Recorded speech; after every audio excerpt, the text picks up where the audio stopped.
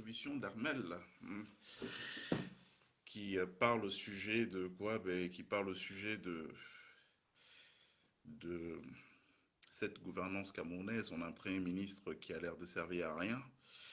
Et je pense pas que ce n'est pas qu'un air, c'est ça la réalité. Vous voyez le pauvre bonhomme, il- tout le temps avec un regard un peu dubitatif, un regard inquiet, il comprend pas dans quoi il est, à quoi il sert en réalité.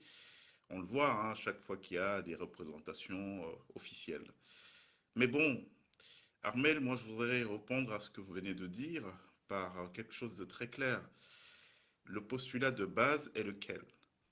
Depuis 1982, les missions auxquelles ont été affectés le président Biya et tout son gouvernement, tous les gens qui sont là, c'est de justement à rien faire qui puisse aider le Cameroun à trouver un jour les sentiers de la réussite, à s'en sortir, à réussir.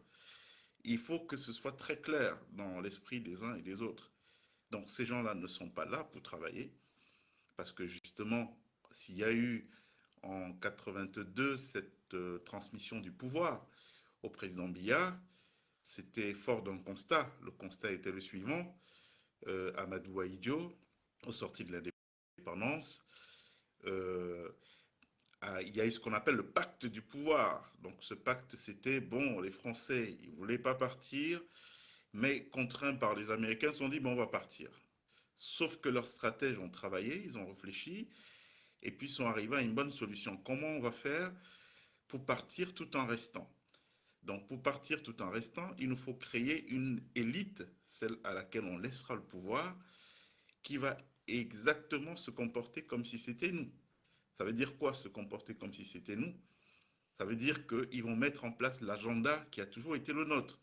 L'Afrique, on va y chercher de la matière première pour développer nos économies. Au nord, dans l'Occident global, il est hors de question que ces matières premières qui peuvent les aider à s'en sortir d'un claquement de doigts, que ces matières premières servent à cela. Il faut bien que les choses soient très claires. Et donc, dans le cadre du Cameroun, il y a des nationalistes, des gens qui ont lutté pour l'indépendance du Cameroun. Tous ces gens ont été assassinés. Le pouvoir a été confié à qui? A été confié donc à cette élite qui a été cooptée pour leur capacité à obéir fidèlement au mot d'ordre qui était donné. Et ce mot d'ordre, c'est lequel? C'est vous êtes là, vous allez vous enrichir, vous et vos familles, mais surtout, rien ne bouge. Donc, il est hors de question qu'un gramme d'or soit affecté au développement du Cameroun. Votre or, il sera gardé dans nos banques. Nous allons faire des spéculations avec, on va faire des DAT et tout. Ça va développer chez nous, mais surtout, rien ne doit se passer chez vous. C'est important de comprendre ça. Donc, depuis 1982, le destin qui a été tracé pour le Cameroun est un destin d'immobilisme et même de recul. Vous voyez que je prends l'exemple du téléphone filière. Dans les années 60 au Cameroun, il y avait des téléphones filières dans les maisons au Cameroun. Moi, dans mon village, il y avait du téléphone. Mais toute ma famille qui vivait en Europe, quand ils appelaient par le téléphone et puis on décrochait. Mais vous avez observé que tout ce réseau a disparu. Il en est de même pour certaines infrastructures qui ont été réalisées à l'époque, qui sont comme par hasard, qui ont pas comme par hasard disparu du jour au lendemain. Quand vous allez dans certaines villes, vous voyez des couches de goudron qui datent de l'époque. Hein, mais qu'est-ce qui s'est passé? Pourquoi ça n'a pas continué? Et vous voyez que même dans la réalisation des ouvrages infrastructurels dont on parle, il y a un sabotage qui est planifié de concert en intelligence entre ces gens-là qui sont aux affaires aujourd'hui chez nous. Hein, c'est le pacte, c'est le deal qu'ils ont passé et puis les sociétés qui gagnent ces marchés. Le deal est simple. Ça veut dire que vous allez voir une route, on vous dit que la même route qui a été construite en Guinée équatoriale garantit 30 ans. Au Cameroun, au bout de 6 mois, 1 an, eh bien, rebelote, on a l'eau qui recommence à couler, ça se creuse, des files de voitures longues comme un bras. Pourquoi? Parce que la route est gâtée. Et ça a été réalisé à grands frais. Ça veut dire quoi? Ça veut dire qu'il y a eu de l'endettement public pour pouvoir régler ce problème qui recommence 1 an après. Alors qu'à la base, c'est un problème qui est censé être solutionné pour 30 ans. Et comment il va être réglé à nouveau un an après? C'est re-endettement. Donc on entre dans une spirale d'endettement qui est une spirale d'endettement volontaire, parce qu'il faut que les gens comprennent très bien ce qui se passe. La spirale d'endettement est volontaire et elle est faite en intelligence avec nos gens. C'est-à-dire que dernièrement, je voyais le ministre des Finances du Cameroun, M. Motazé, se vanter d'avoir levé de l'argent sur les marchés financiers internationaux, je crois 335 milliards de francs, et il annonce de manière très pompeuse: ah oui, j'ai levé 335 milliards, ça veut dire que le Cameroun est crédible. Bon, sauf qu'il y a, moi, l'article 2, le deuxième paragraphe de son communiqué, je vois à quoi sont affectés les 335 milliards. Eh bien, on lit de manière honteuse, parce qu'il n'y a que des sots pour laisser passer ça, que c'est de l'argent qui va être affecté au remboursement de la dette intérieure du Cameroun. Donc, allez, vous avez un pays qui va prendre des dettes pour payer d'autres dettes. C'est-à-dire que ce n'est pas 335 milliards qui sont levés sur les marchés financiers internationaux pour financer le développement, pour financer la construction d'autres infrastructures qui vont générer des effets multiplicateurs. Non, c'est 335 milliards pour rembourser des dettes. Mais à quoi a servi ces autres dettes et tout? Vous voyez, quand un pays atteint ce niveau, en économie, on appelle ça de la dette addictive. C'est-à-dire qu'on est dans une spirale où on prend de la dette. Mais les gens croient que c'est du hasard. Ce n'est pas du hasard.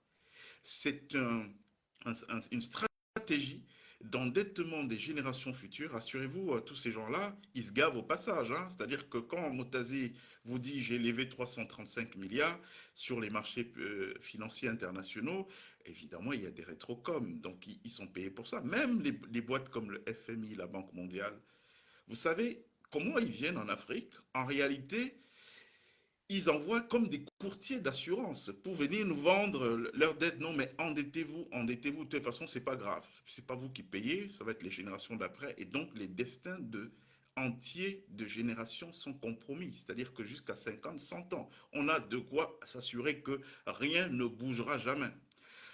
Vous savez, moi, je vous ai souvent parlé ici, oui, il faut un coup de force. Les gens pensent que c'est juste que oui, ce bonhomme, il est en va-t-en-guerre. Non, c'est que quand vous avez la compréhension de l'écosystème général du problème dans lequel nous sommes, vous comprenez qu'il va falloir se libérer de beaucoup de choses. Sinon, on s'en sortira jamais. C'est-à-dire qu'aujourd'hui, si vous voyez très bien, ces gens prennent un malin plaisir à endetter, mais alors à endetter le Cameroun, même sur 10 générations à venir. Pour garantir quoi? Mais pour garantir que jamais le Cameroun ne peut être un pays qui embrasse les sentiers du développement. Pourquoi? Parce que les générations d'après, elles vont travailler pour rembourser les dettes, leurs enfants, leurs petits-enfants, ainsi de suite, ainsi de suite. Donc c'est fait exprès en fait. Vous voyez? Tout ce que vous voyez là, c'est fait exprès. Alors, j'en profite pour vous annoncer, vous avez entendu parler ici d'une plainte contre 29 ministres et membres du gouvernement qui a été portée par M. Hervé Henri Menot au sujet du scandale autour du Covid. C'est quoi le scandale autour du Covid? En fait, les gars, ils ont fait ce que je viens de vous dire, c'est-à-dire qu'ils se mettent en accord avec ces institutions bretonne-waudiennes, on leur allonge de l'argent, soi-disant pour apporter une réponse, hein, inventer la résilience du Cameroun face au problème Covid, sauf que cet argent, vous savez ce qui se passe? Eh bien, cet argent ne profite pas aux Camerounais.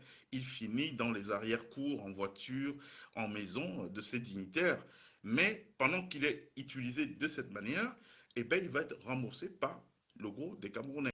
Et là, vous avez la carte d'identité qui passe de, euh, je ne sais plus combien, à 15 000.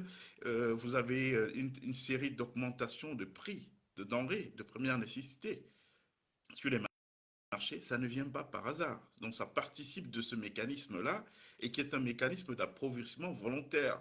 Plus on vous maintient dans ça, plus vous n'avez même pas le temps de penser à vous rebeller, à vous fâcher, à vous dire oui, mais qu'est-ce qui nous arrive? Pourquoi? Parce que vous êtes étranglé, hein. C'est le phénomène de strangulation. Donc voilà, c'est un peu pour que vous compreniez très très bien. Donc, pour revenir à vous, Armel, ce Premier ministre, mais il sait très bien qu'il n'est pas là pour travailler. Et remarquez très bien que le gros des personnes qui ont payé au Cameroun, la plupart de ces personnes étaient des personnes justement qui s'étaient trompées d'agenda, qui sont venues, qui ont commencé à travailler, en voyant un mauvais message. Bon, il y a quelqu'un qui appelle, on va le prendre. Oui, allô? Allô? Oui, allô? Oui, bonjour. Bonjour. Oui, vous nous appelez d'où? Oui, je vous appelle d'Orléans. Ah, Orléans, d'accord. Oui, alors dites-nous tout. Vous allez bien, monsieur? Oui, je vais plutôt bien, merci, c'est gentil de votre part et surtout c'est bien de nous honorer de votre appel. Donc je vous remercie pour ça. Oui. Oui, j'essaye de vous écouter depuis un bon moment là. Mhm, Un bon moment là. Et je tenais quand même à vous remercier de nous édifier tous les jours. Parce que on dit dans la vie qu'on apprend tous les jours. Et mhm, surtout concernant notre pays. d'accord. Mhm, Oui, j'avais aussi certaines questions à vous poser. d'accord. Parce que je suis un peu souvent perplexe à votre discours. Parce que vous savez qu'au Cameroun, nous sommes dans un pays où il y a trop de traîtrise. Mhm, Donc, du coup, les Camerounais se méfient des uns et des autres. d'accord. Donc, et j'avais suivi un jour, vous avez dit que le gouvernement camerounais Mhm, qui nous gère présentement, qu'il y a des bonnes et des mauvaises personnes. mhm, Surtout ceux qui nous gouvernent. oui. Oui, et ce que je voulais savoir, c'est que quand vous dites qu'il y a des bonnes personnes dans ce gouvernement, vu l'état du pays, Mhm, parce qu'on a un pays qui sombre depuis des années, oui. je voulais que vous puissiez nous éclaircir un peu sur ces personnes. Parce que s'il faut refaire un pays avec des gens sortant de ce gouvernement, moi, personnellement, je crains beaucoup. Mhm. Ok, alors, Voilà. si je peux répondre à cette première partie ou vous voulez tout dire et puis comment vous voulez qu'on fasse, dites-moi, qu'est-ce qui vous Bon, arrange? ma dernière question maintenant. Mhm, Ouais. Je voudrais savoir aujourd'hui, vous essayez de nous dire comment vraiment ces gens nous ont gérés pendant 42 ans. mhm, 42 ans où la situation est tellement grave aujourd'hui. Et on a vu ici en Europe beaucoup d'activistes qui ont secoué ce gouvernement.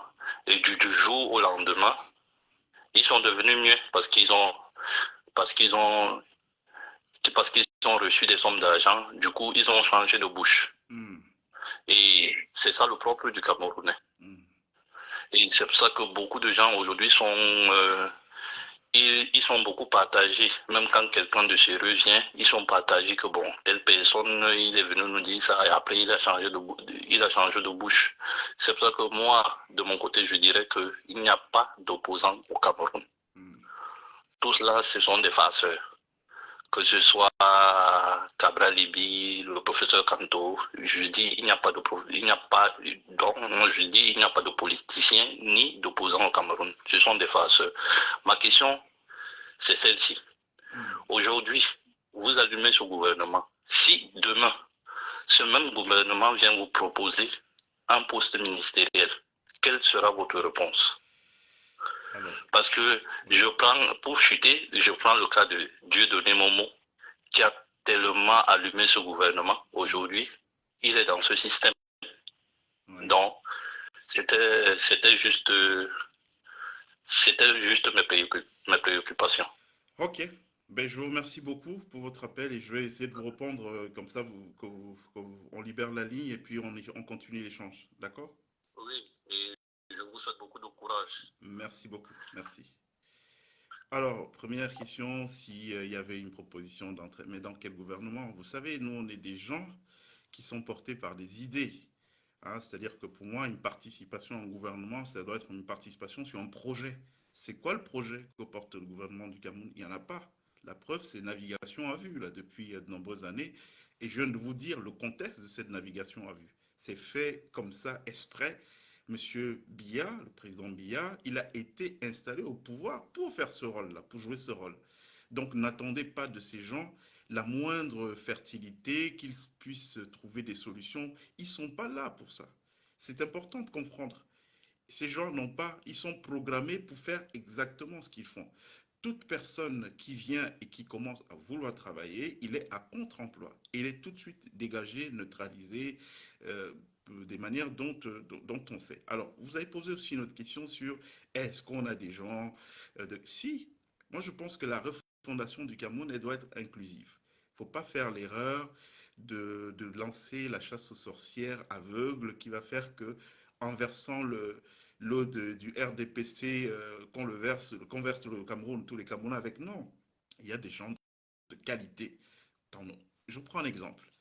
Vous avez entendu parler de Forgidam. Ce monsieur, il a bâti les chantiers navals du Cameroun. En partant de rien, il est parvenu à créer au Cameroun des chantiers navals qui étaient profitables. Et ce type a été foutu en prison. Il est en prison pour rien. Ça, c'est un exemple très très clair que je vous donne. Est-ce que vous avez entendu parler d'un type qui s'appelle Iya Mohamed? Il était patron du football à la FECAFOOT, mais c'est pas là qui s'est le plus illustré de manière positive. Il était parallèlement au top management de la Sodécoton, l'une des sociétés les plus profitables du Cameroun, en tout cas du temps de sa gestion. Ce type, il a fait quoi? Il a rien fait. C'est un prisonnier politique qu'on a foutu en prison. Des gens comme ça, vous pensez qu'ils n'ont pas la capacité d'apporter quelque chose dans le Cameroun d'après? Je peux vous en citer beaucoup d'autres exemples, hein. Des gens qui se sont retrouvés en prison au Cameroun. Ben pourquoi? Ben, tout simplement parce qu'ils étaient mus par une autre vision, par une autre façon de vouloir porter le Cameroun. Et étant à contre-emploi, ils ont été liquidés. C'est pour ça que moi, je rigole quand je vois certains de nos frères qui se sont battus tout seuls, que les ancêtres ont aidés à devenir des lumières, à devenir des personnalités de premier plan dans le monde, et aller s'accoquiner.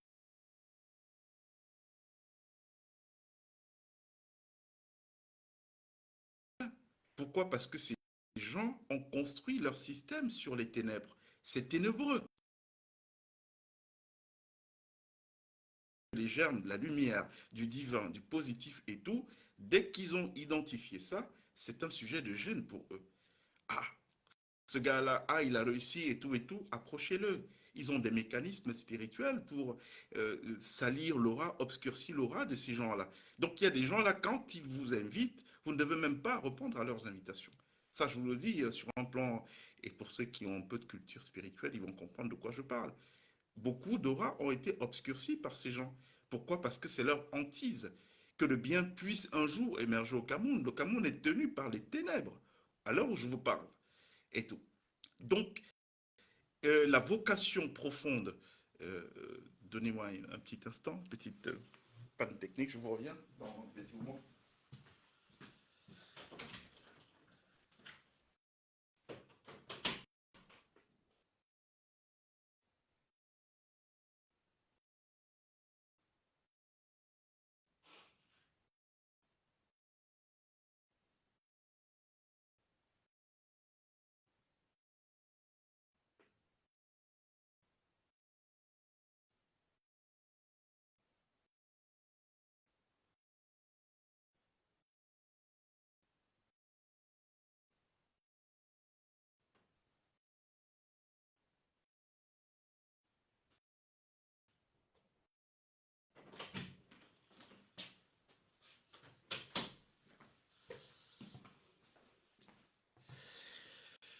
Donc, excusez-moi, j'ai eu une petite panne technique, mais ça va aller. La vocation profonde, je vous le disais, de ce gouvernement n'est pas d'encourager tout ce qui est positif. Non, il faut tuer ce qui est positif. C'est des gens qu'il faut fuir. Ça veut dire que quand vous êtes en train de triompher, de réussir en réussite à l'international, etc., ben, quand ils vous invitent, n'y allez jamais. N'y allez jamais parce que ça ne part pas d'un sentiment positif, d'un bon sentiment. C'est qui ce gars? Eh ben, il n'est pas avec nous dans nos choses, donc il n'a pas la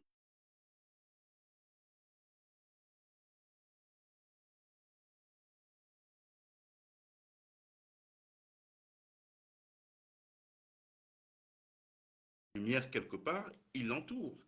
Autour, vous avez un coach, vous avez des préparateurs, vous avez des conseillers spirituels, des gens qui sont là pour veiller à ce que n'ait pas accès à ces profils-là n'importe qui.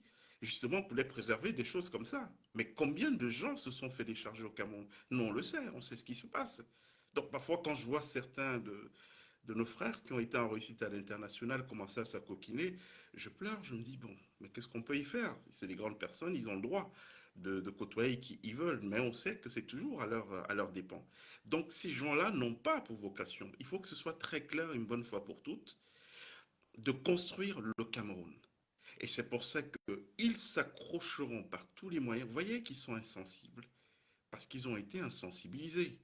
Si on vous dit quelles sont les conditions pour entrer dans ces gouvernements, vous voyez des gens qui occupent des postes, et si on vous dit par quoi ils sont passés, vous comprendrez qu'ils sont débarrassés de toute humanité. Donc quand vous entrez dans le bureau de quelqu'un comme ça qui a subi dans sa chair des choses inavouables, et que vous allez évoquer Dieu au nom de Dieu, pour l'amour de Dieu, vraiment, monsieur le ministre, mais il peut vous manger cru. Mais de quel Dieu vous lui parlez?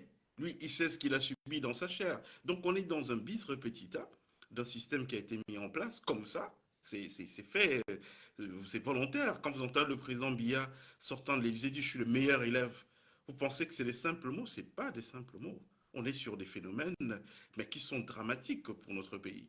Donc c'est pour ça que je vous dis que souvent ici que il ne faut pas rêver, ça ne se passera pas comme ça.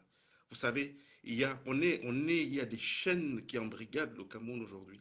Moi, tous les gens qui m'approchent, hein, je préfère être honnête avec vous, des investisseurs, des gens, dès qu'ils me parlent Cameroun, je leur dis non, pas maintenant. Attendez après. Parce que pour ma crédibilité, je ne pourrais pas encourager à l'investissement dans un pays des gens sachant qu'ils vont perdre leur argent et qu'ils seront tenus en se disant mais c'est quoi ce consultant qui nous a envoyé dans une merde où on a perdu de l'argent? Le Cameroun actuel n'est pas fait pour créer quoi que ce soit qui amène le progrès. Quand vous réussissez à faufiler, vous faites un truc, dès que vous êtes identifié, parce qu'ils ont mis en place tout un système, ça commence par les maternités, les petits-enfants qui naissent, ils ont des gens là-bas pour identifier leur aura, leur étoile, et donc quand on voit quelqu'un avec une étoile de chef qui pourra libérer le Cameroun, il est tué dans l'œuf, les enfants. Mais c'est des choses dramatiques, là, les gars, on n'est pas dans le jeu, hein, c'est pas la PlayStation, là. Donc on est face à une situation aujourd'hui qui est une situation où pour s'affranchir, il faut être capable de payer le prix de l'affranchissement. Et tant que les Camerounais n'ont pas intégré ça, vous voyez le phénomène d'endormissement, les gens sont là, ils subissent des choses, mais ils disent rien. Au contraire, ils s'attaquent à ceux qui essaient d'amener des solutions, de nous faire sortir de ça. Donc, qu'est-ce que vous pouvez faire? Vous ne pouvez pas.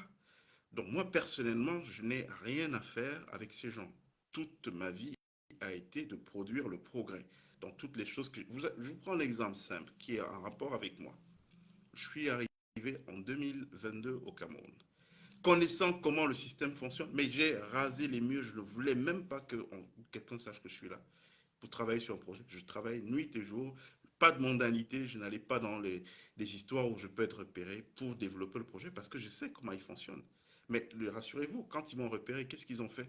Ils ont détruit le projet en détruisant des vies. C'est pour ça que vous qui essayez de faire des choses entre Camerounais, faites très attention. Ils ont des techniques. Je suis sûr que même parmi vous qui me regardez, il y en a qui reçoivent parfois des messages, des appels de gens à qui ils répandent des rumeurs sur les gens pour casser la crédibilité des uns et des autres. Ils le font, c'est leur spécialité. Brouiller, jeter de la brouille entre les gens qui s'entendent, détruire les entreprises qui essaient de se monter. Tant que vous n'êtes pas avec eux, vous montez même une simple petite affaire d'aquaculture. Donc vous élevez des poissons. Pourquoi? Parce que le Cameroun aujourd'hui a un déficit de poissons frais. Il faut en produire.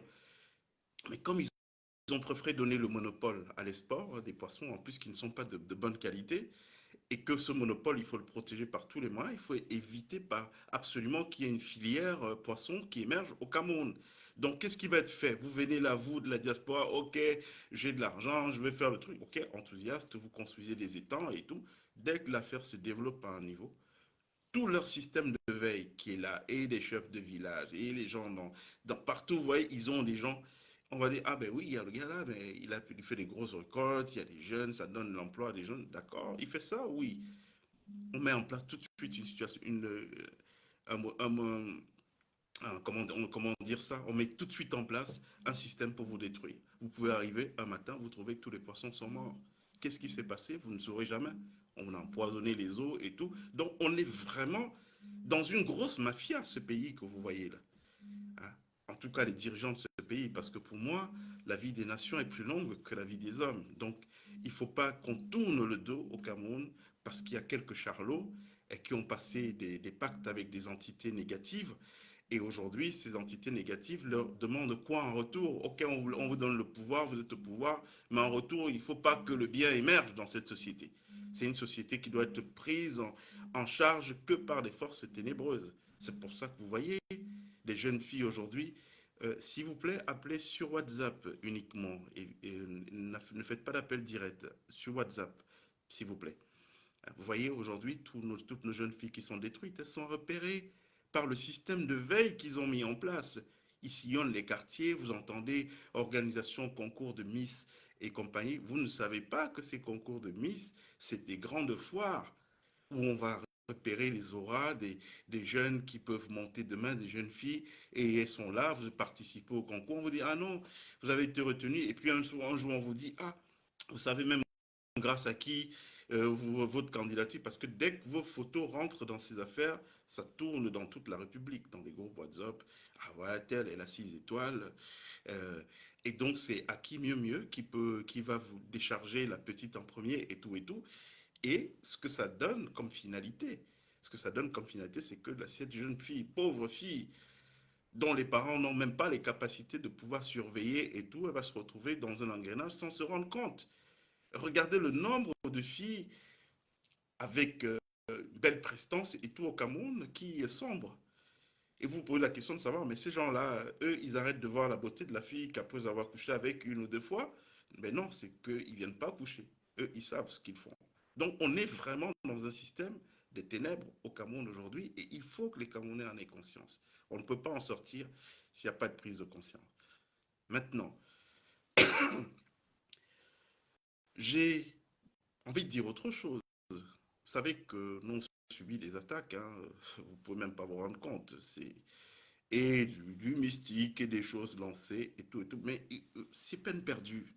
Si je le dis depuis 6 mois, il y a des gens, oh non, il ne va pas faire 2 semaines, il ne va pas faire trois. C'est peine perdue. Vous savez, chacun a sa mission sur cette terre. Et dans le cadre de cette mission, on ne peut rien. Vous ne pouvez pas. Donc, tous ces gens qui viennent, qui m'envoient des messages, qui essaient de me contacter pour me dissuader de faire, ça ne sert à rien. Nous, on va faire ce qu'on doit faire. Peu importe le prix. Déjà, on l'a payé ce prix. Mais on ne peut pas se résoudre, nous, à dire qu'on veut voir nos enfants grandir. Pour grandir dans quoi? Dans ce merdier. Oui, parce qu'on est dans un gros merdier. Mais regardez un pays. Vous voyez le président Biya, les seules fois où vous le voyez sourire aux éclats détendus, c'est quand il est avec les blancs. Excusez-moi de parler comme ça. Hein. Moi, je ne suis pas au niveau de la race, mais il faut bien mettre un mot face à chaque situation. Et dès qu'il n'est pas avec eux, visage, hein, je l'ai vu avec son premier ministre, qui est là, tout petit. Mais c'est quoi ça? C'est quoi?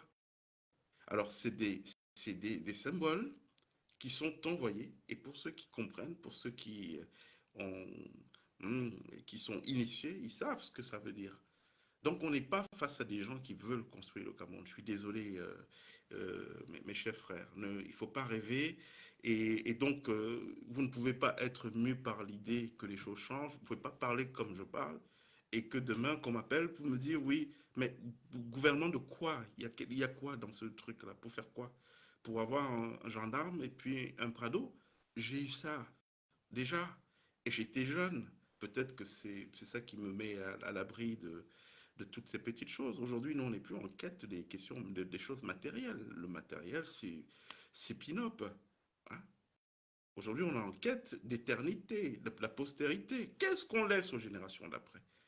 Donc, je pense que c'est ceux qui ne se posent pas cette question-là, de ce qu'on laisse aux générations d'après, ben, qui peuvent être tentés par rejoindre des coalitions parce qu'ils veulent becter. Moi, je suis au stade où, que je mange ou pas, ça ne conditionne pas mon humeur. Je suis toujours d'humeur égale.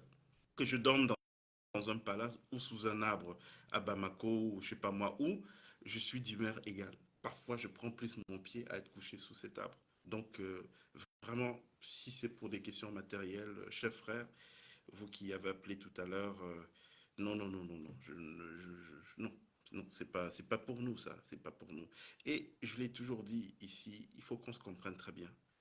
Moi, tous les affidés du président Billard, ce ne sont pas mes gens. Moi, c'est avec le président Billard que j'avais une relation.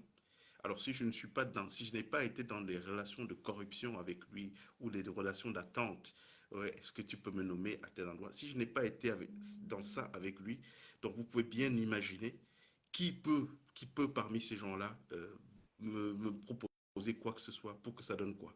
Bon, on va prendre un frère. Oui, allô, bonjour.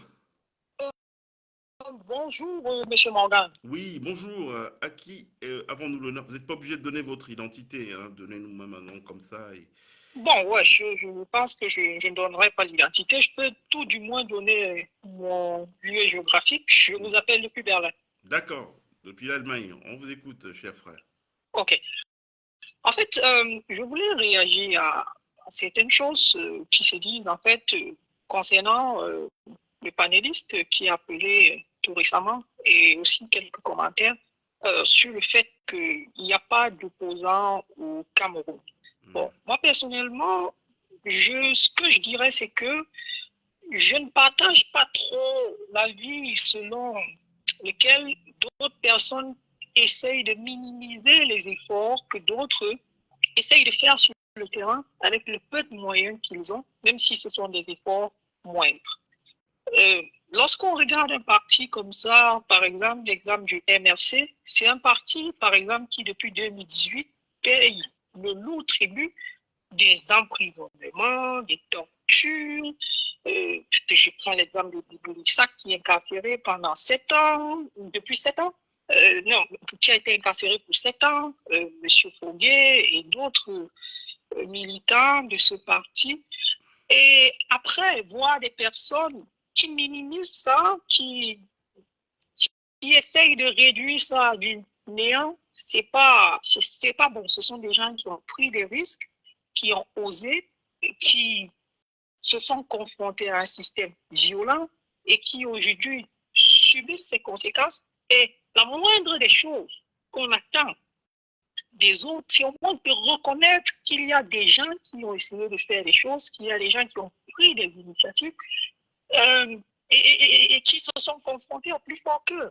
Mais de là, tous les cataloguer à ce sont des marionnettes, ce sont des girouettes, je pense que c'est pas bon. Il faut arrêter ça parce que dans le processus de libération du Cameroun, ce qu'il faudra faire, c'est communier les efforts. Et à partir du moment où on constate qu'il y a certains qui ont tendance à minimiser ce que les autres font, c'est pas bon. C'est pas bon. Ça peut même pousser à décourager d'autres. Donc, je pense qu'il faut revoir cette façon de parler, en fait. Ok, mais vous avez parfaitement raison. Mais je pense que ce que voulait dire ce monsieur, c'est qu'il est impossible, dans le contexte camerounais, d'être un vrai opposant. En fait, je crois que c'est ce qu'il voulait dire. C'était pas qu'il n'y a personne qui a voulu prendre des initiatives, mais il est impossible. Rien ne marche au Cameroun. Ça, je vous le confirme, hein, chers frères. Vous êtes là, je vous le dis. Tout ce que vous voyez au Cameroun ne peut prospérer que s'il y a la main de ces gens derrière. Quand il n'y a pas la main, ils détruisent. C'est systématique. Retenez ça aujourd'hui une bonne fois pour toutes. C'est-à-dire que vous avez des gens qui sont habités par... Je prends l'exemple simple. Monsieur Foundi, en 1990, il suscite un élan populaire. Tous les Camerounais, en tout cas une grande majorité, coalisent autour de lui parce qu'ils pensent qu'il peut apporter le changement. Élection de 92, on a ce qui s'est passé, ce que tout le monde sait. Et qu'est-ce qui s'est passé derrière? Mais ce qui s'est passé derrière, c'est que je crois que le bonhomme, il a subi une pression. Alors, il se rangeait, il passait à table, ou je ne sais pas quelles menaces lui ont été proférées, mais il n'a plus jamais été opposant depuis 1992. Il a joué. Ouais, ouais. Vous comprenez un peu ce que je veux dire? Il n'a plus jamais été opposant. Hein. Au contraire, le pouvoir a passé un deal avec lui au point d'organiser des alliances familiales. Vous connaissez le monsieur qui s'appelle Grégoire Orona? Ouais. Ouais. Donc, ce n'est pas quelqu'un de négligeable dans le système, c'est quelqu'un d'important. Alors quand il a une alliance, il a un fils ou une fille qui épouse celle de Fundi, vous savez ce que ça veut dire? Effectivement. Combien de Camerounais sont au courant de ça? Donc, en fait, ce qu'il faut comprendre, c'est que vous avez l'impossibilité concrète, matérielle, de faire quelque chose au Cameroun qui soit dans le sens du bien. Si ces gens ne sont pas avec vous, si ce n'est pas eux, tout ce que vous voyez émerger au Cameroun, je vous dis, méfiez-vous tant que ces gens sont là. Parce que quand ce n'est pas dans le sens de leur intérêt, ils détruisent. Ils en ont les moyens. On peut vous tuer, ils ont 10 000 possibilités d'agir. Et aujourd'hui, ils ont une vraie ingénierie sociale pour le mal. Donc je crois que ce que vous voulez dire, le frère, c'est qu'il est impossible aujourd'hui, malgré les bonnes volontés. Vous avez parlé de Bibou Nissak, c'est un jeune que je connais. J'ai peut-être partagé des plateaux de médias avec lui et tout. Effectivement, sa situation aujourd'hui me touche. Mais justement, vous voyez, lui, il est en prison. Hein? Il Oui. faut. Vous avez Mamadou Mota, Effectivement. Mamadou Mota qui est resté en prison longtemps. Ouais. On sait ce Pendant qui, plus de 2 ans. voilà, on sait ce qui se passe. Pourquoi particulièrement eux? Donc au Cameroun, c'est soit vous vous rangez dans ce système dominant, soit vous ne vous rangez pas et puis on vous brise. Il faut comprendre ça. Et c'est un système qui n'aime pas les gens brillants. Pourquoi? Parce qu'il est construit autour de la médiocrité. Et donc, regardez bien ceux qui subissent les affres, le courroux du système. Vous allez voir toujours, c'est les profils des gens brillants. Pourquoi? Parce que c'est des gens Effectivement. qui sont pas perméables aux négociations et tout ça, à tout ce qui est sombre, à tout ce qui est bas. Donc, c'est ce que voulait dire, je crois, le frangin, qu'il est difficile de au Cameroun de prospérer hein, quand on est habité par des idées progressistes, qu'on veut que le pays change, c'est difficile de prospérer. Parce que si réellement ce sont les idées que vous avez, ils vous mettent de côté. Moi, j'étais au Cameroun pendant le grand dialogue national. Vous savez, j'étais le premier à pondre euh, 3 pages de propositions concrètes, création d'un ministère des diasporas avec une banque des diasporas, parce qu'il y a un flux énorme d'argent qu'on envoie dans le... Mais cet argent sert à quoi? Il est affecté à du social, alors qu'on pourrait en faire une base d'investissement pour cette diaspora.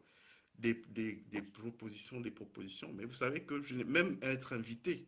Ces gens ont évité de m'inviter sur la salle où il y avait C'était une plaisanterie, ce Bon, qu'ils alors, organisaient. donc voilà. Donc, si vous avez compris ça, vous comprenez beaucoup de choses. Ce n'est pas un pays qui est ouvert à la prospérité. Donc, tout ce qui prospère là-bas, il faut toujours vous en méfier. Je ne pourrais pas vous en dire plus parce qu'il faut respecter les gens qui ont une aura, qui ont beaucoup d'autres gens qui croient en eux. Hein.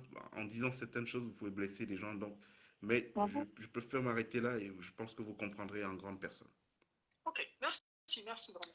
Ok, je vous souhaite une bonne fin de week-end. Hein. Au plaisir. Merci. Mhm. Oh, pardon, je crois que j'ai coupé trop vite. Je suis désolé, cher frère. Si vous avez autre chose à rajouter, vous rappelez. Il n'y a pas de problème. Vous rappelez et puis nous poursuivons. La conversation, j'ai appuyé un peu trop vite. Voilà, donc la situation elle est celle-là. Bon, j'ai entendu dire des gens, oui, ils sont sur les réseaux sociaux, ils parlent et tout. Il n'y a personne dans ce gouvernement, personne dans ce gouvernement, je le redis encore, qui est crédible. Qu'est-ce qui fait la crédibilité d'un homme qui est dans l'action publique? Ce qui fait la crédibilité d'un homme qui est dans l'action publique, c'est la somme d'actes qu'il pose et qui impactent le plus grand nombre. Combien dans ce gouvernement posent des actes qui impactent le quotidien des Camerounais? Il n'y en a pas. C'est des rapines, on prend un tape dans la caisse et tout, on s'achète des voitures et tout. Des gens comme ça, sur quelle base de crédibilité? Mais moi, je parlerai sur les réseaux sociaux, si je le veux. Parce qu'il n'y a personne qui peut me dire au Cameroun, toi, tu n'es pas crédible. Il y a qui est plus crédible que moi? Il y a qui de ces gens qui sont là? Donc, ils ne sont pas crédibles, donc ils ne sont pas inspirés pour dire la crédibilité, quels sont les canaux. En plus que ces choses-là, nous les maîtrisons un peu mieux qu'eux quand même. Donc voilà, pour dire quoi? Pour dire que on est dans un système qui est pas du tout ce que les gens croient. Alors il y a quelqu'un d'autre qui appelle, on va le prendre. Oui, allô, bonjour. Allô, salut Morgane, comment tu vas? Je vais très bien. Et toi-même, ça va? Ça va, ça va. Mhm. Je suis parti de Paris lundi très très tôt le matin. J'étais là-bas pour un week-end. Ah d'accord, on est en direct sur l'antenne là, hein. Je ne sais pas si Oui, tu... oui, je réalise Ah, et justement, ah, d'accord. merci Ok. encore pour tout ce que tu fais. Mhm.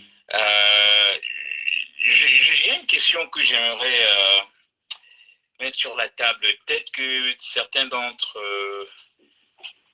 de ceux qui nous écoutent pourraient peut-être apporter une réponse. C'est ce que je constate la léthargie chez nous, vraiment la léthargie.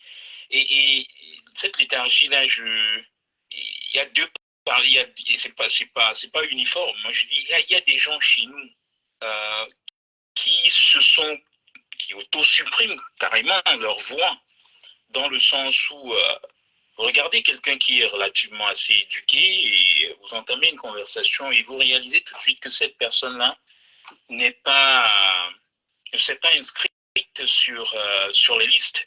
Et vous vous demandez, mais attendez, vous parlez de changement et vous, une personne, je veux dire, s'il faut compter des gens qui pourraient répondre présent, si vous n'êtes pas, c'est pas le petit planteur fin fond de je sais pas d'où qu'il ferait.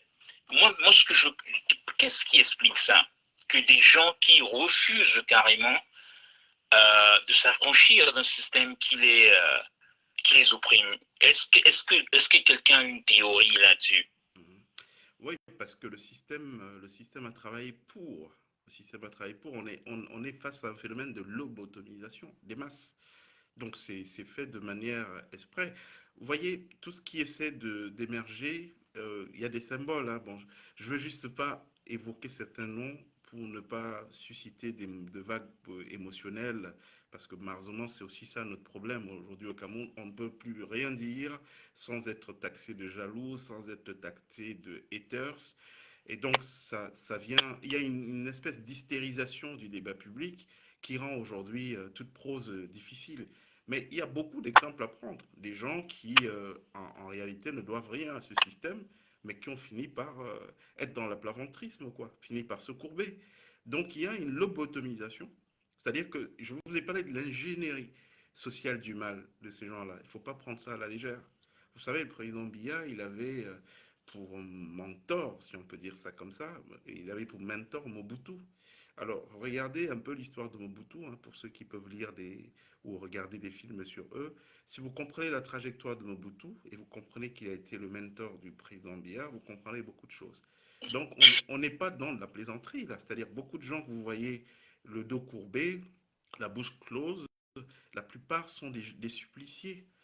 La plupart sont des gens qui ont été euh, traumatisés.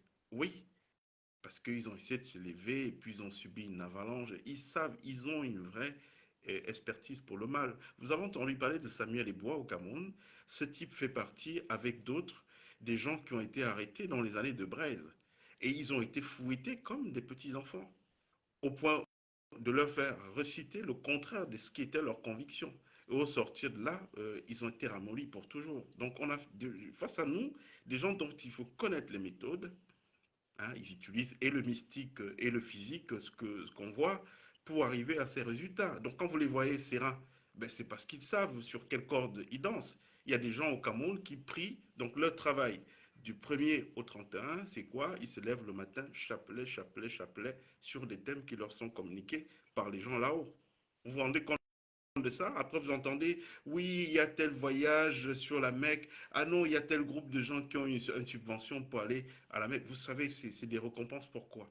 Donc, on est dans un système qui est pas ce que vous voyez avec vos simples yeux. Les gens que vous voyez là sont suppliciés, ils ne peuvent rien faire. J'ai entendu un frère je crois la semaine dernière, dire que bon, il était possible de vivre de manière agréable en faisant de la moto au Cameroun. Bon, je pense que il était peut-être de bonne foi, il s'est peut-être trompé, mais la dernière image choquante que j'ai du Cameroun, c'est justement celle des motos-taxis. J'étais à Douala, en face de Garantie Express. À Douala, il y a une station d'essence. Et dans cette station d'essence, toutes les nuits où j'y passais, là, minuit, 1 heure du matin, c'est rempli de motos. Et vous avez des gens couchés sur les motos. Donc, ils travaillent, mais ils n'ont pas la capacité d'avoir un logement. Ces gens-là, c'est des forces de la nature, c'est des gens qu'il va falloir célébrer dans notre pays avec les années qui viennent. Mais tout ça, c'est dû à quoi? Ben, c'est dû à l'absence d'une prospective, d'une vision. Donc, on a des villes qui sont développées sans des programmes d'aménagement, de projets immobiliers autour. Nous, on avait une idée qui était de l'OCAPRO, donc de locataires propriétaires, faisant de chaque Camerounais, chaque jeune Camerounais qui a une activité, quelqu'un qui va avoir accès à la propriété foncière. C'est-à-dire qu'au lieu de commencer à payer des loyers jusqu'en fin de vie et puis se retrouver à la retraite sans maison, un peu retraité pauvre, on s'est dit, bon, on pense un modèle où on va mettre on va faire coexister un certain nombre d'acteurs. On a des collectivités territoriales qui mettent à disposition du foncier. On a des partenaires internationaux qui viennent avec des projets immobiliers intégrés, les voiries, tout l'écosystème qu'il faut autour d'une ville. Ils construisent avec un accès favorisé à ce foncier, donc libéré par les collectivités territoriales. Et puis, ça fait quoi? Ça fait que, bon, on avait des maisons à partir de 100 mètres carrés dans les 12 millions de francs. Donc, tout le calcul fait 12 millions de francs. Et le modèle, c'était lequel? Le modèle, c'était, bon, on ne fait pas des locataires. Donc, on vous met dans la maison et ce que vous payez comme loyer, en réalité, c'est une traite. Au bout, je crois, c'était 15 ans, 15 ou 20 ans, vous étiez propriétaire de votre maison. Mais est-ce que vous pensez, je vous dis que j'ai vu à Douala des motos-taxis dormir chaque nuit, je ne vous dis pas que c'était une fois, chaque nuit dormir sur leur moto dans des stations d'essence. Donc c'est pour vous dire. Mais comme je le dis, moi ça ne m'étonne pas. Donc il ne faut même plus qu'on soit au niveau de l'indignation, chers frères. Nous devons être aujourd'hui au niveau de que, ok, les choses sont comme ça, qu'est-ce qu'on fait pour remédier à ça? Et je vous ai dit, toutes les bonnes idées, moi je vous entends parler, chers frères. Quand je vous entends parler, j'ai compris qu'il y a de la structuration, il y a certainement une suite d'idées, mais vous ne pourrez rien faire dans le Cameroun en l'état actuel. Parce que ceux qui sont là, ils sont là pour veiller justement à ce que rien de positif ne puisse émerger. Donc la première question qu'il faut poser sur la table, c'est quel niveau de sacrifice on est prêt à payer. C'est-à-dire que moi, un type comme moi, par exemple, je leur dis souvent à ceux qui me contactent, bon, c'est pas la peine, renseignez-vous d'abord, savoir jusqu'où il peut aller, quel est le prix qu'il est prêt à payer. Donc quand vous saurez le prix que moi je suis prêt à payer pour mon combat, vous comprendrez si vous pouvez venir au combat contre moi ou pas. Donc la problématique, elle est celle-là. Les Camerounais veulent faire des omelettes sans casser les œufs, ils veulent se libérer sans payer le prix de la libération, et c'est juste, ça ne sera pas possible. Tant que on est dans ce mindset-là, vous verrez que ces gens seront toujours là. Regardez ce qu'ils ont fait du Cameroun aujourd'hui, un pays de distraction. Chaque semaine, on vous sort un truc, et puis ça rigole, ça tourne. Les vrais problèmes qu'on a existentiels, personne n'en parle. C'est qui les vedettes aujourd'hui? Les vedettes, c'est les saltimbanques. C'est les gens qui animent la galerie dans les histoires. Quand c'est pas un sextape, c'est une histoire de tel qui désobéit au ministre ou un ministre qui essaie de mettre une quenelle. Oui, c'est de la distraction qui est organisée. Ça participe d'un schéma qui est pensé.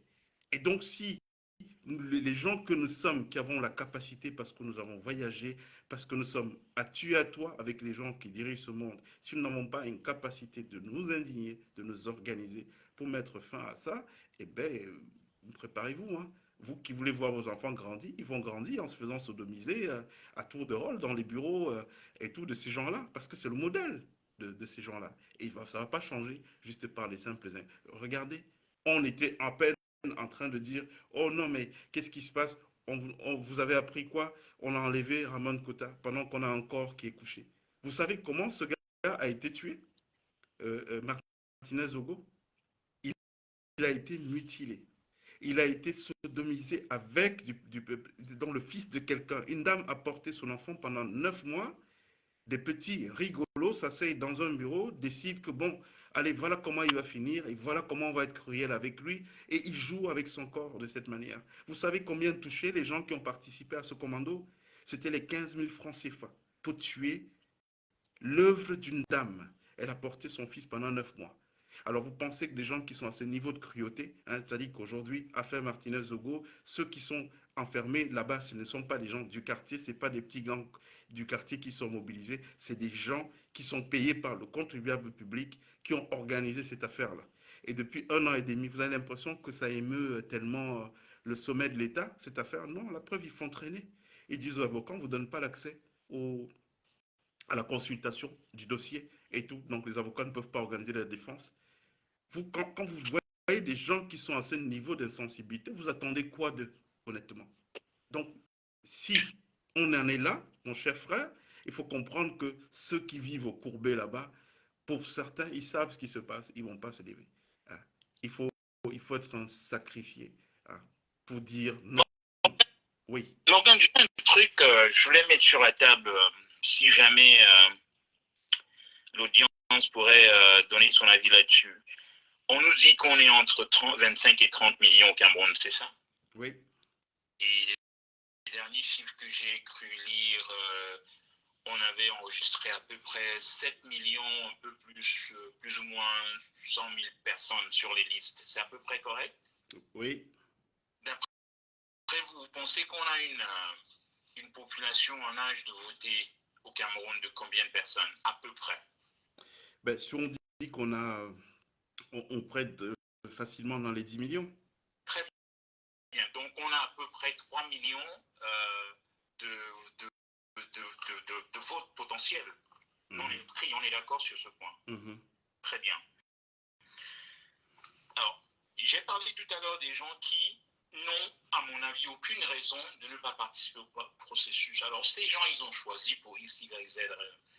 Mais il y a beaucoup encore dans cette masse-là, et tu en as décrit tout à l'heure, ces compatriotes qui dorment sur les motos et tout le reste. Pour les gens, aller s'inscrire représente en fait une taxe sur leur vie quotidienne. En ce sens que, si déjà le processus n'est pas déjà très simple, avec toute la bureaucratie qu'on connaît chez nous, si moi je vais m'aligner, au lieu d'aller, je ne sais pas, porter 2 ou 3 personnes, faire 2 ou 4 voyages, le choix est vite fait. Mais si nous, si les gens de bonne foi qui pouvaient mettre des moyens, essayer de, comment dirais-je, de proposer ce que les anglo-saxons appellent incentive, une motivation à ces gens, et disaient, allez vous inscrire à concurrence de, je ne sais pas, 5 000 francs. On ne leur donne aucune autre instruction, on veut tout simplement savoir si ces gens qui nous gouvernent sont légitimes. Moi, je dis, plus on a une masse électorale considérable, il y a de bonnes chances qu'on fasse, que ça fasse vraiment foule. Qu'est-ce que t'en dis? Oui, vous pensez que on libère un pays, on libère une dictature par un processus électoral de vous amener. Vous avez vu le président Biya faire plus de 2, 3 semaines à l'étranger. Vous savez qu'est-ce qu'il fait quand il va à l'étranger comme ça? Bah, écoutez, je ne suis pas dans cher frère. le corridor de son pouvoir, donc je ne peux pas vous dire. Donc ces gens, ils travaillent sur les réseaux parce que vous savez ce qui se passe dans le monde aujourd'hui, c'est que tout ça a intéressé. Vous avez même des gens des services dans des pays comme la France que quand ils ont certaines informations, il y a des Camerounais qui sont regroupés là-bas, ils embarquent dans des jets depuis le Bourget, ils sont à Yaoundé, ils soufflent ce qu'ils ont à souffler à qui de droit, ils repartent avec leur mallette d'argent, ça leur fait un appartement à Marrakech et tout. Donc, il faut comprendre que aujourd'hui, ce qui se passe au Cameroun, je viens de vous expliquer dès le départ comment ça s'est construit. Donc, ils sont relayés à l'international. Ça veut dire qu'on peut même faire une élection au Cameroun aujourd'hui. Il y a cette victoire. Tant que vous n'avez pas toute la batterie des médias bien pensants et les médias de l'impérialisme, de la vertu qui disent que oui, non, effectivement, il a perdu et tout, rien ne sera dit dans ce sens. Je suis tout à fait d'accord. Ça, c'est la dimension de la masse électorale, c'est une seule dimension. Il y a aussi la direction de supervision, la dimension de supervision et tout le reste. Mais déjà, il faut dire aussi, si renverser la vapeur, c'est comment dirais-je, la recette finale. Mais il faut des ingrédients. Pour moi, l'ingrédient principal, d'abord, D'accord, je comprends, je comprends. Donc en fait, L'impétrable, ça rentre dans une stratégie d'ensemble, quoi. Non, je comprends, je comprends. Mhm. c'est d'abord la masse électorale. Je dis, moi j'ai fait des calculs, hein. Moi je suis toujours dans la logique des calculs. Avec un fonds de 300 milliards de francs CFA, on peut renverser la vapeur. Un peu, Ça, franchement, un peu il y moins, a combien un peu de moins gagnent d'ailleurs, un peu moins, un peu moins. un On a, peu moins d'ailleurs. on a des calculs sur ça, comme Il et tout, y a combien de comment? il y a beaucoup de Camerounais qui iraient très bien s'aligner pour 5 000 francs pour s'inscrire. Moi, je ne leur donne pas d'instruction de vote. Je dis, allez vous inscrire. Et on fait une autre motivation sur allez voter. Après le vote, quand vous avez voté, vous allez dans tel bureau, on vous donne vos 5 000 francs. Il n'y a pas de raison qu'on le fasse. Et on a une diaspora qui peut, avec des gens de bonne foi, comment constituer un fonds de démocratie, que nous, on appellerait ça peut-être le fonds de démocratie chez nous. Il n'y a pas de raison qu'on ne réfléchisse pas outside of the box, comme disent les anglo-saxons. Il n'y a pas de raison. Et moi, je crois que, pour moi, la stratégie de exhaust first, la voie électorale, moi, je ne pense pas qu'on a maximisé cette avenue-là. Il y a beaucoup, beaucoup, beaucoup de potentiel chez nous. Mais de regarder le Sénégal, et les Sénégalais, ce n'est pas parce que le Sénégalais est nécessairement plus intelligent que le Camerounais. Je ne suis pas sûr. Peut-être qu'il y a une meilleure culture politique là-bas, peut-être. Mais je dis avec... Parce que nos gars ont été paupérisés. Demandez à quelqu'un qui il n'a aucun intérêt. Pour lui, il n'a aucun intérêt. Un jour, pour lui, il pourrait gagner 2000 francs. Vous lui demandez d'aller poireauter devant un bureau sans même d'issue, en fait. Vous lui dites, écoutez, vas-y, tu le fais et tu as tes 5000 balles. Je ne te donne pas de consigne de vote et à la prochaine échéance électorale, va voter et tu as tes 5000 balles. Moi, je crois que c'est une avenue par laquelle les choses peuvent bouger. Moi, je crois. D'accord. Je ne crois pas comme la religion, mais je dis, ça vaut peut-être le coup. Ça vaut peut-être le coup. D'accord. En tout cas, je pense que nous sommes au niveau de la collecte des idées. Toutes les idées sont les bienvenues, hein. Et encore une fois de plus, vous savez quel est mon mantra. Mon mantra, c'est que personne ne détient la science infuse. Nous essayons d'irriguer le débat d'idées par les contributions. Voilà. Et le meilleur se dégagera le moment venu. De toute façon, on en reparle par d'autres canaux. Il n'y a pas de problème. À très bientôt. À bientôt. Merci bien. Alors, donc, les amis, on entend, moi j'aime bien ces propositions-là. Alors, Armel, si vous êtes disponible, je crois que c'est le moment de faire votre deuxième intervention, puisqu'on ne va pas tarder à partir. C'est un dimanche soir, nous avons des frères qui ont des activités en semaine, donc il faut respecter ces activités-là, on ne va pas les tenir en jambes trop longtemps. Donc c'est le moment de nous rappeler Armel pour qu'on aille, qu'on pousse au bout. Non, il y a trop de choses, les frères, il y a trop de choses. Et méconnaître la réalité profonde de notre pays aujourd'hui, c'est fermer toute possibilité de faire évoluer la situation. Il faut connaître d'abord ce qui se passe, c'est important, au-delà de ce qu'on voit, de ce qui est dit, connaître les dessous, hein. Et c'est en cela, c'est un challenge personnel que je me suis fixé. On ne va pas rester la bouche close une fois qu'on a toutes les preuves de la mauvaise foi des gens pour que les choses bougent. Qu'est-ce qui justifie qu'à l'heure où on parle là, aujourd'hui, que l'affaire de Martinez-Logo ne soit pas pliée? Tous les éléments, je dis bien tous les éléments qui incriminent les vrais commanditaires sont réunis. Pourquoi cette affaire, on perd du temps à renvoyer tel jour, telle date, alors qu'on sait exactement qui a fait quoi? Pourquoi? Ces gens s'en foutent. Oui, tout simplement. Donc, quand vous avez face à vous des gens cyniques, eh bien, il faut leur opposer une autre forme de cynisme. C'est très important. Sinon, vous perdez du temps à vouloir être de bonne foi face à des gens qui sont cyniques et qui n'en ont rien à foutre de vos gueules. Ils ne sont pas là pour ça. Ils ne sont pas là pour ça. C'est ce que je vais dire. Donc, moi, je pense qu'il faut qu'on envisage l'avenir avec une approche inclusive. C'est-à-dire qu'il va falloir qu'on fasse avec tout le monde. C'est très important. En tout cas, les gens qui sont de bonne volonté. Le Cameroun a besoin de se reconstruire avec tout le monde. il y a plein de choses qui peuvent être faites, mais elles ne peuvent être faites que dans le cadre d'une libération totale. Je vous rappelle qu'il y a des gens qui ont été tués, donc on ne leur a pas donné une possibilité de discuter. Hein, tous nos dévanciers, les Ernest Wandier, les Oumiobe et tout, ils n'ont pas voulu discuter avec eux. Hein. Ils ont dit on les tue. Voilà, on est radicaux. Donc vous avez face à vous des gens qui sont radicaux. Et donc il va falloir bien réfléchir. On les a tués pourquoi? Parce que pour que justement rien ne bouge jamais au Cameroun, que ça reste comme ça, une histoire d'enfants et tout. J'ai vu un jeune frère la semaine dernière qui a essayé d'interpeller M. Biya, Franck, donc le fils. Et vous avez vu quoi? La morgue. Ben oui, la morgue. Pourtant ce type-là, il a comme poste officiel conseiller spécial du président de la République. Ça veut dire quoi? Ça veut dire que peu importe l'endroit dans le monde où il est et qu'il est interpellé par un Camerounais, le minimum qu'il doit faire, c'est de s'arrêter, de saluer et chercher à savoir c'est quoi le problème. Quel conseil donne-t-il donc au président de la République s'il n'est pas accessible aux Camerounais? Vous avez vu comment il a traité. D'ailleurs, j'ai trouvé que notre jeune frère, bon, il était peut-être seul, mais dans des situations comme ça, il faut agir autrement. Il faut agir autrement, tout simplement. Hein.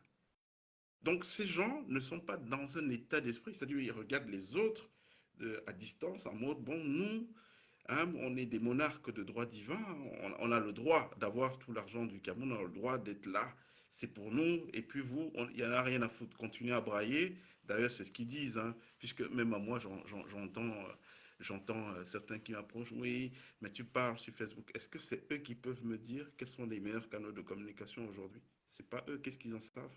Ils ont quel niveau d'expertise? Aucun, on n'avait qu'à voir leurs affaires personnelles, même l'argent qu'ils volent, voir comment ils l'utilisent. Ils n'ont aucun niveau, ils n'ont pas de savoir-vivre. C'est des villageois qu'on nous a ramenés au sommet de l'État, tout simplement.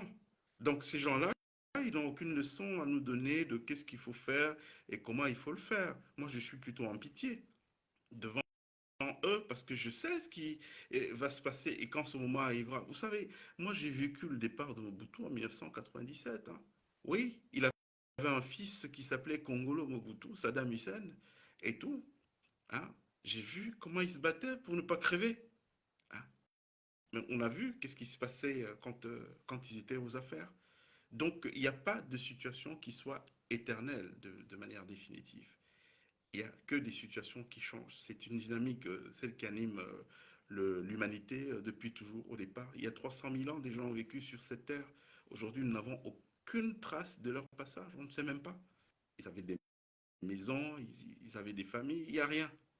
Donc, il faut toujours partir de cette perspective pour se dire qu'il va faire beau. Et puis, maintenant, il faut qu'on soit prêt. Pour moi, il fera beau et il faut additionner.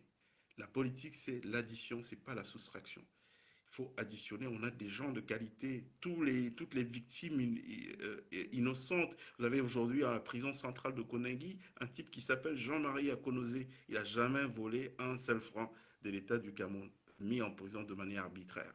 Parce qu'à un moment donné, qu'est-ce qui se passe? Je vous ai dit comment ça marche au Cameroun. Vous surgissez, on ne vous attend pas. Ah ouais, il a surgi, il a réussi à faire. C'est pas normal qu'il ait de l'argent sans être tenu par nos maîtres. Alors qu'est-ce qu'on fait? Qu'est-ce qu'on va faire de lui? Ben, on essaie de le mettre avec nous, de force. Hein? Soit tu viens dans nos réunions le soir, et puis tu continues, on te laisse continuer à avoir ton argent, tu ne viens pas, et puis on te crée des problèmes. C'est le cas de Jean-Marie Akonosé, qui est en prison depuis innocent. Il n'a rien fait. C'est l'un des rares humanistes que j'ai vus au Cameroun.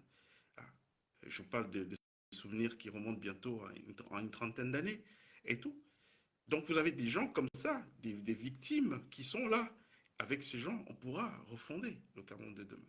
On pourra refonder. Il y a beaucoup de gens de qualité que nous avons dans notre pays, et pas seulement au niveau de la diaspora, je dis même au Cameroun, mais qui sont muselés. D'ailleurs, moi-même, je les décourage souvent de prendre la parole, parce que je connais la violence de ce système. Quand vous n'avez pas des moyens de vous défendre, je connais leur violence.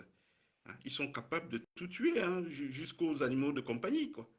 Hein, juste pour vous passer, vous faire la leçon. Vous avez vu comment ils sont acharnés Vous avez vu Martinez, c'est pas un costaud, c'est pas un baraquet, un balèze. Mais vous avez vu comment ils sont acharnés sur lui.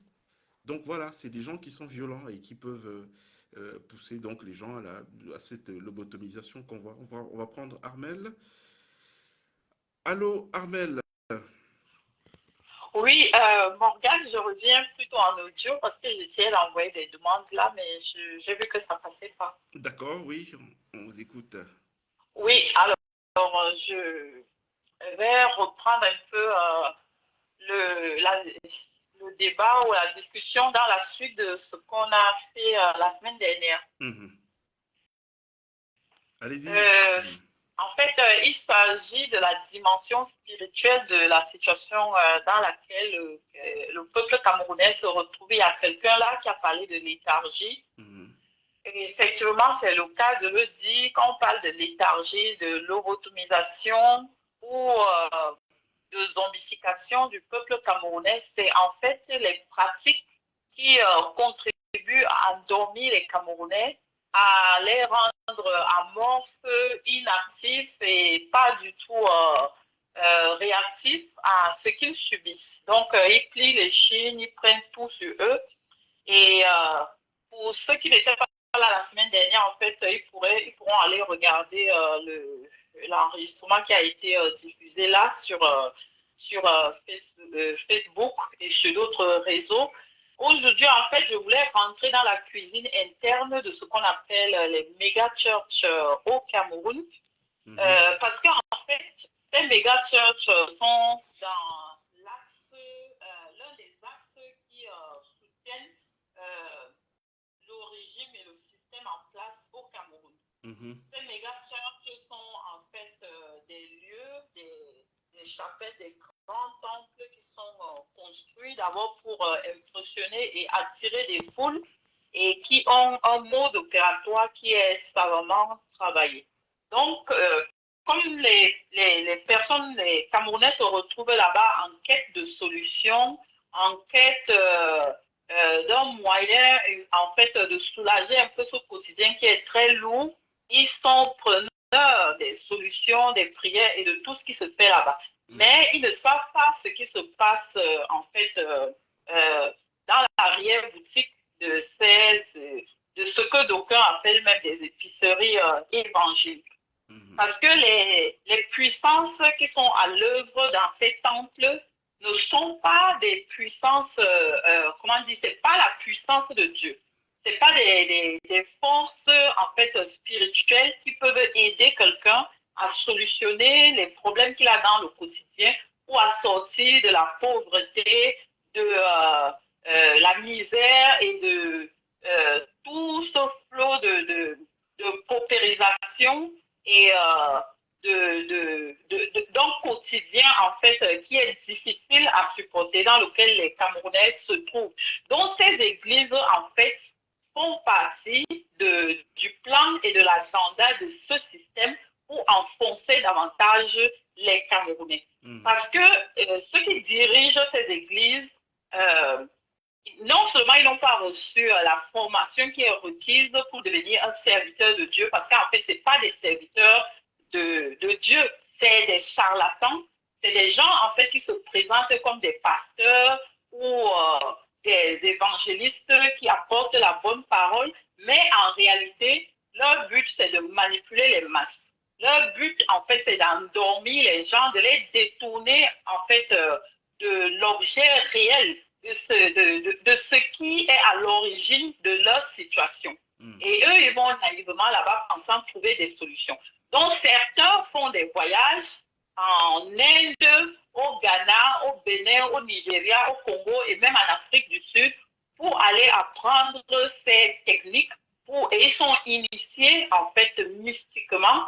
Ils reviennent avec des chevalières, des colliers, des talismans et toutes sortes de gris-gris, en fait, pour envoûter les gens qui vont participer à ces réunions-là, des réunions de prière et tout, parce que à la réunion de prière, comme on l'a déjà dit ici, et on le redit encore, l'énergie qui est libérée par ces gens qui viennent, cette énergie sert encore à nourrir leurs égrégores, ces entités qui sont là, et qui soutiennent le système.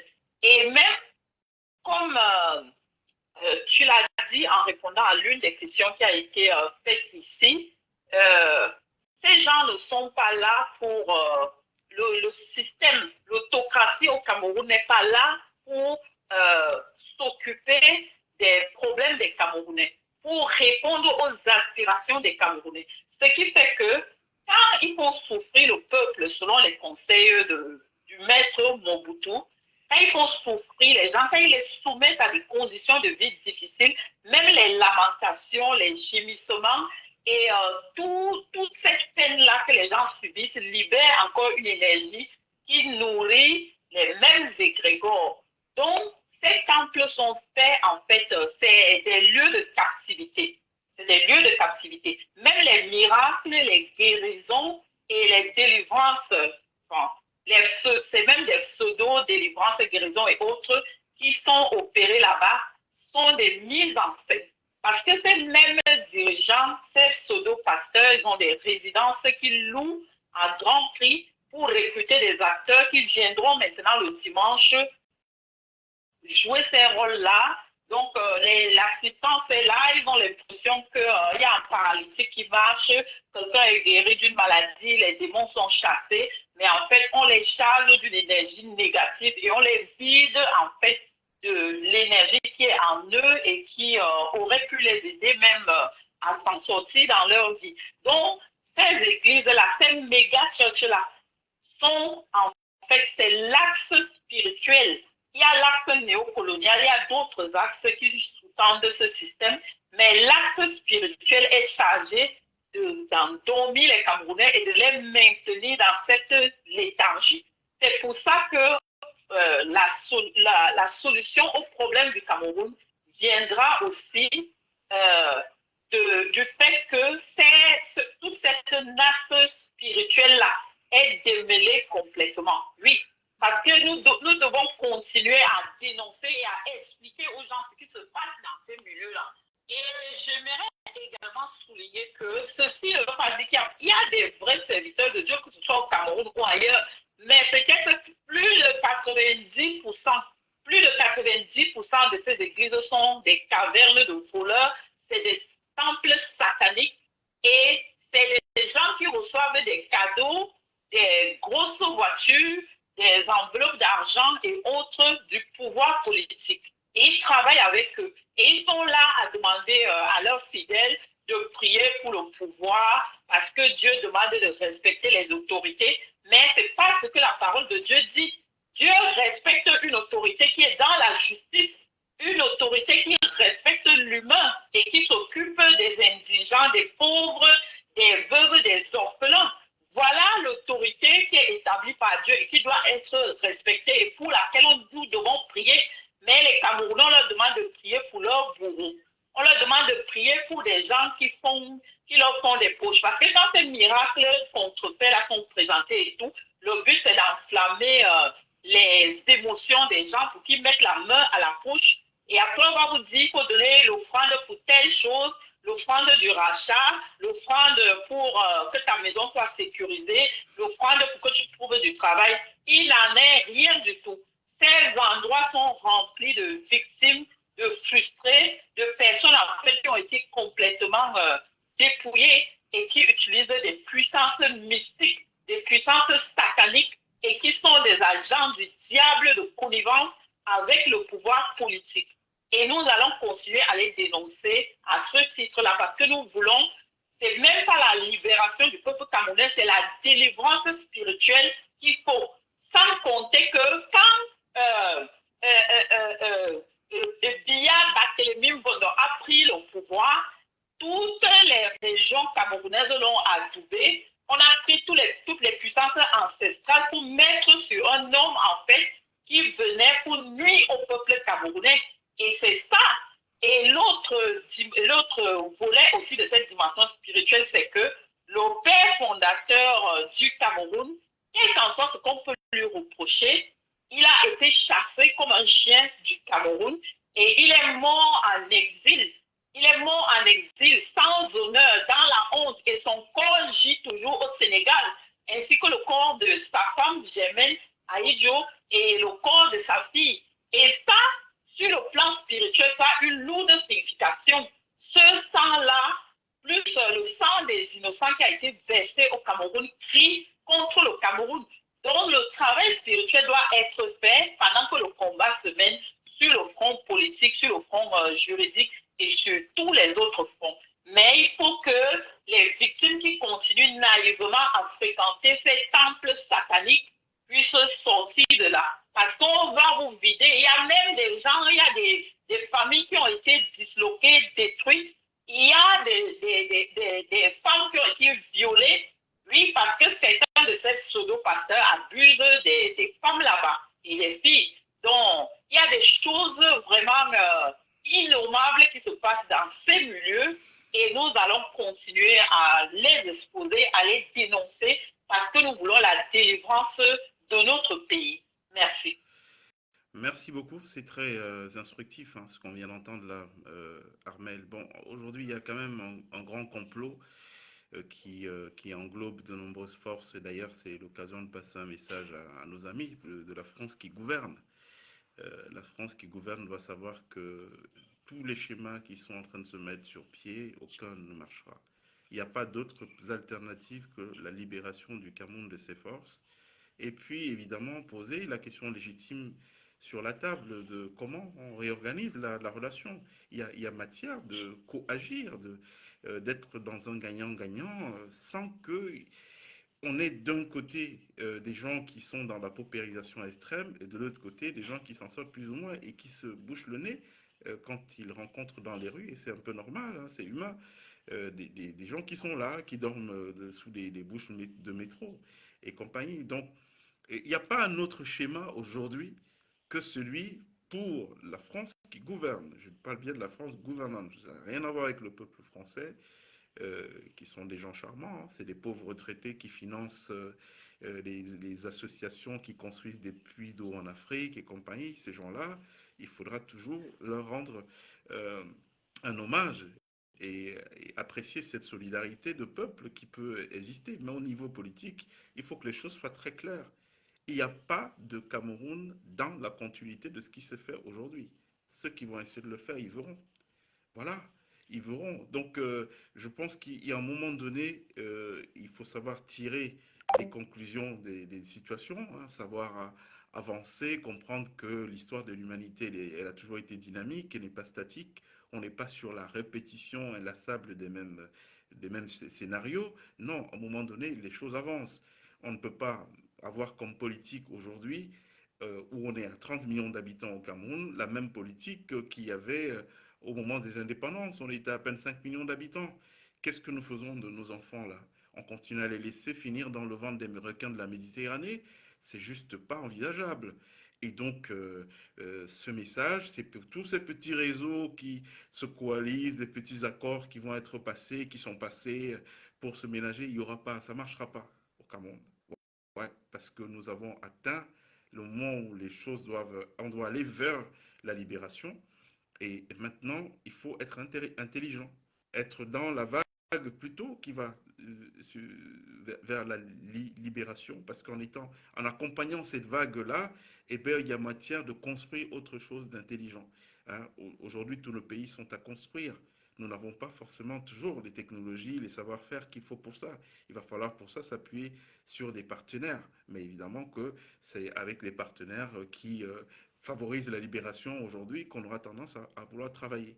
Donc il n'y aura pas de schéma, il faut oublier qu'on va avoir encore un président de la République ou un Premier ministre, bref, un gouvernement qui est là, pas au service du pays, mais à leur propre service exclusif et qui font la morgue aux gens, qui pillent les ressources et qui laissent de nombreux gens paupérisés. D'accord? Bon, on est sur la fin. Je vais vous laisser vous reposer puisqu'on est en fin de week-end. On va se quitter avec notre mantra. Le mantra, c'est lequel? C'est qui fera beau au Cameroun bientôt. Koha. Merci à tous et à très bientôt.